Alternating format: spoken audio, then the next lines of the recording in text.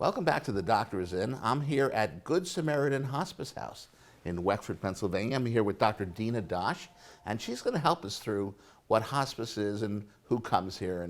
And I'm not checking in. I'm just here for the interview. So if my mother's watching, don't get too nervous.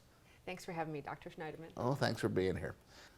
Dr. Dosh, it must take a special doctor to want to go into certain fields like pediatric cancer, oncology, but hospice, you have to be special. What made you want to do this? Well, I worked in geriatrics for 9 years before I came to do hospice only for the last 4 years. And what led me to this is I noticed that a lot of patients toward the end of life, they would go home, their doctor would say there's nothing more that could be done for them, and they felt rather alone after that, especially if they couldn't get out to their doctor. What I found is end of life is when patients need a little bit more care, not less. So I've found that I was drawn to hospice to serve, especially elders and folks that were at the very end, because they need a lot of TLC, need a lot of care. What is hospice? Hospice is a kind of comfort care that's given at the end of life. It's given when someone has a terminal illness that is not curable anymore, but the patient doesn't want the burden of really troubling symptoms anymore and really needs help to have quality at the end of their life. And we're actually a place where they would go for this type of care. Hospice is normally given in a patient's home where the patient lives with their family. Some patients also might live in a nursing home or in assisted living, and the nursing and staff all comes to them. But when a patient is in crisis, they would come to a hospice house such as this, whether they have pain or whether their family needs a respite or a vacation. This is where they might come, our Good Samaritan Hospice House. We have a couple other locations, including Cabot and one at Heritage Valley Beaver, that patients can go to when they really have a crisis of symptoms or other problems and they can no longer stay in their home. What are some of the problems? And it's not, we always think of hospice as end-of-life cancer, but there are other problems that you take care of here. Oh, that's absolutely true. Certainly end-stage cancer. But in addition to that, we have COPD and lung problems, heart problems, even end-stage dementia are all things that we're all trained to care for and manage at the end of life. And do they have to have that 6-month window, or? Well, yes. The physician, their own physician and the medical director need to review their records and their history. And if individual has a life expectancy, unfortunately, of 6 months or less, they're eligible for the hospice benefit. Medicare has some guidelines as well, and we look at those. I think as physicians, we bring it up too late. We should be bringing hospice in earlier. Do you find that to be true? Well, that's what the patients tell me. I very, very often get the comment from patients that, oh, they really wish they had gotten the hospice benefit sooner. The thing is, when a symptom burden becomes so great, when patients are in pain or having shortness of breath and other things, they shouldn't have to wait to get relief. So who makes the decision? Most of the time it is the physician, whether it's the hospital physician or the primary care doctor that suggests it. However, really in the end it is the patient and the patient's family that makes the decision that they want comfort care at the end of life. It is a little scary for a lot of patients when you bring it up, though, because they think, okay, this is the end. All hope is gone.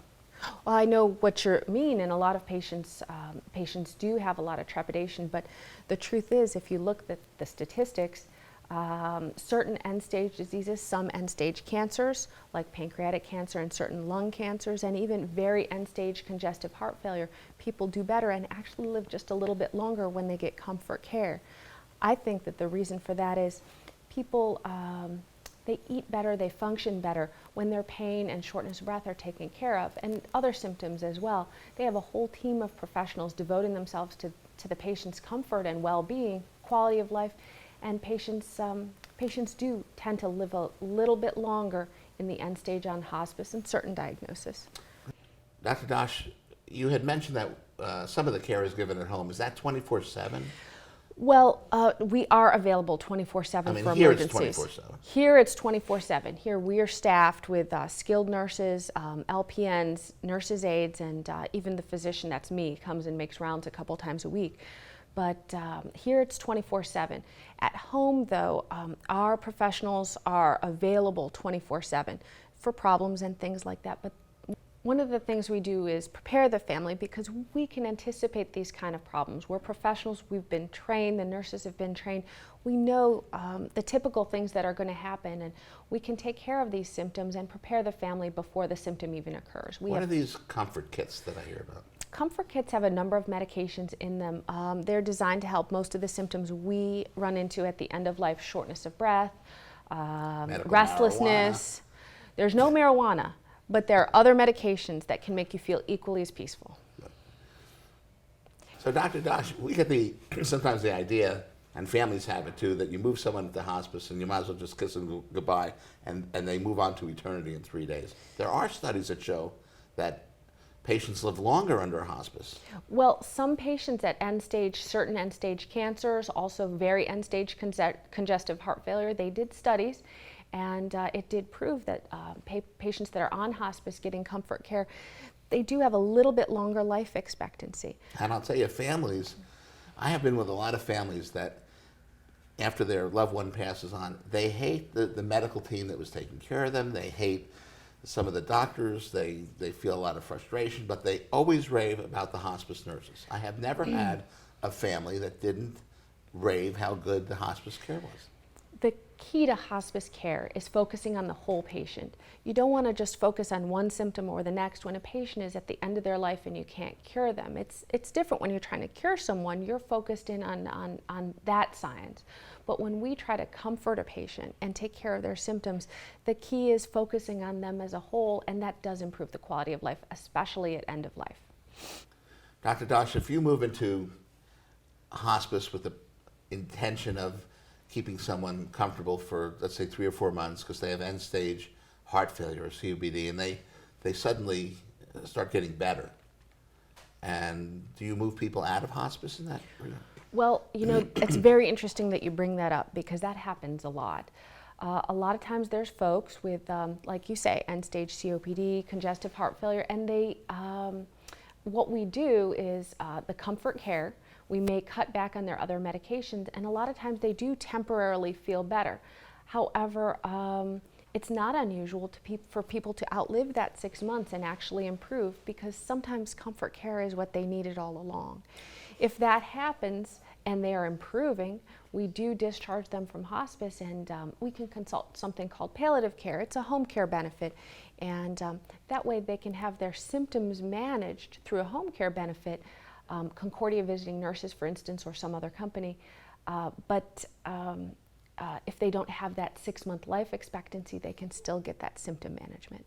And I wanted to re-emphasize a point that she made very quickly about the families just loving the hospice nurses. I think it's because you don't just treat the patient, you're treating the family.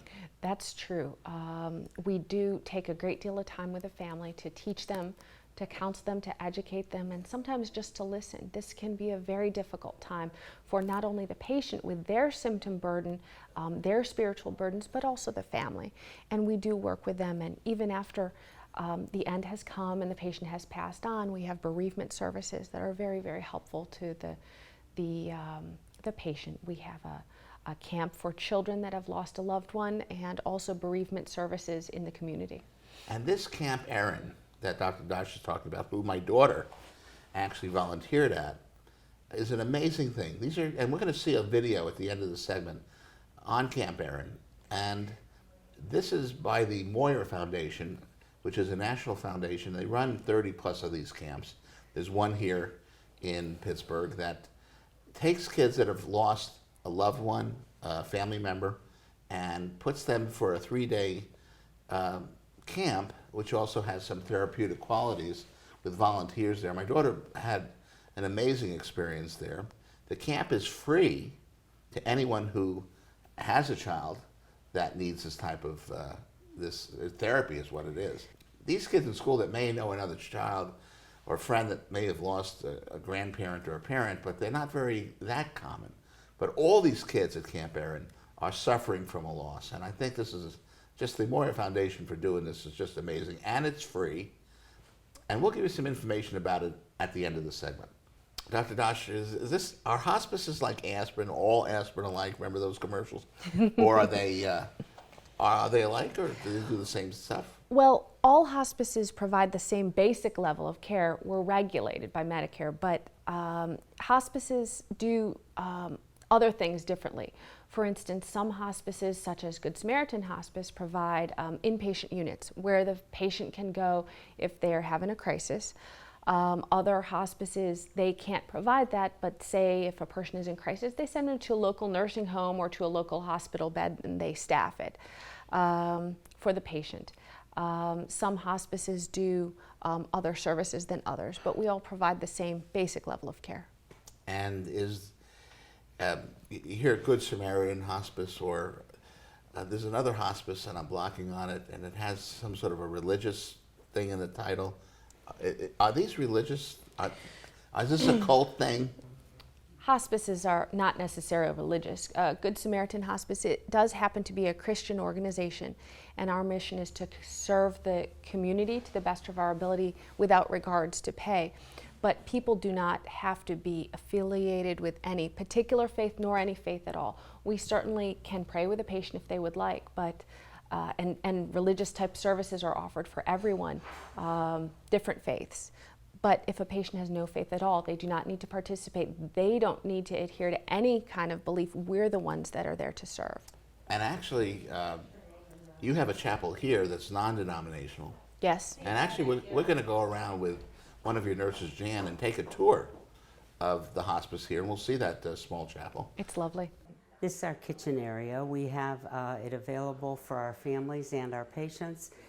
The nurses provide food for the families, and we have, as you can see over to your left, we have volunteers that are wonderful and bring in foods on a routine basis. They share it with other families as a means of thanks for the care that their family has received. We have wonderful volunteers here. We have also families that will bring food in and cook on our appliances, and they will serve it for their families in the kitchen or in the dining room. It's our dining room where families have meals together. If the patients are well enough to be in wheelchairs, we escort them from their rooms down to this area where they can have meals with their family, or they can be present with their families while the families have their meals. This is our non-denominational chapel. It's very comforting for families to have a time of peace and solitude. It's also a nice place for the physicians to talk with the families about the care plans for the family members that are here. This is one of our outside gardens. It's the Serenity Garden. Families come out here. We bring patients out if they're able to, in wheelchairs or with their walkers. They get a little bit of the outside, but it's not too strenuous. We also have seating for family members so that they can rest and have peace. This is one of our other gardens, the Butterfly Garden. This was developed by a volunteer group of Boy Scouts several years ago, and volunteers maintain it by planting and taking care of the back area here on the side of the house. We have many phone calls from families who have had their family members here, whose grandchildren have remembered us for the playing out in the leaves, playing in the snow, and eating the chocolate chip cookies when Pappy was not feeling good and he lived at that house. This is one of our patient rooms. All of our patient rooms are private. The beds face the outdoors, as we have a variety of woodsy visitors, deers, turkeys, raccoons, squirrels, birds. Each room has a bird feeder outside the door. Each room is equipped with a recliner for a family member to use if they choose to stay overnight with their family member that's one of our patients. We have TV, VCR, and equipment for all of our patients. We have available wheelchairs, walkers, oxygen equipment, anything that the patient might need. Okay. This is our great room, our family room.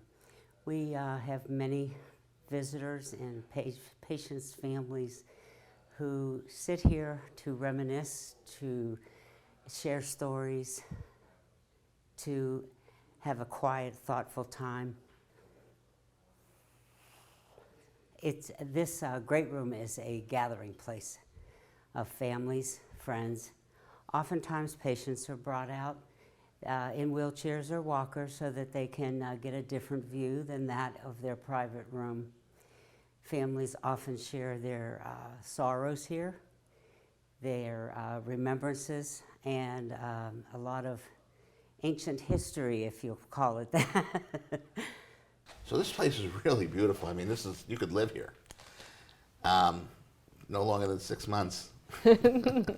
But, when you look at this, you wonder who pays for this, and I'm sure you get this as a question from families. That's true. Truly, most people qualify with their medical insurance, Medicare. It's a Medicare benefit, and other private insurances. But sometimes if a patient has no insurance, there are provisions made. I mean, there are some donations that are set aside for that purpose to help charitable donations. That's great. And we've learned a lot about hospice from Dr. Dina Dosh. I want to thank you for being on The Doctor Is In. Thank you for having me. We'll be right back with our medical ethicist, Dr. Robert Scovira. Please stay tuned.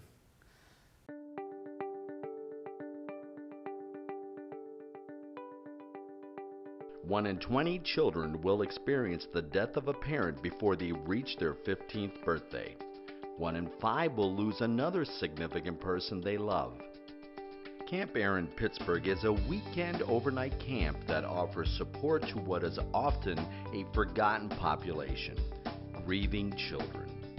Camp Erin was founded nationally by World Series champion pitcher Jamie Moyer and his wife Karen.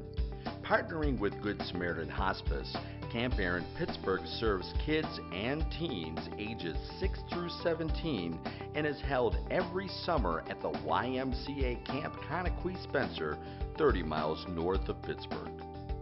There's never a charge for a child to attend Camp Erin.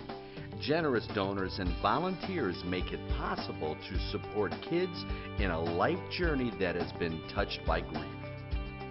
For information or to obtain an application for a child you care about, visit our website at www.camperinpittsburgh.org or call us toll-free at 1-800-720-2557.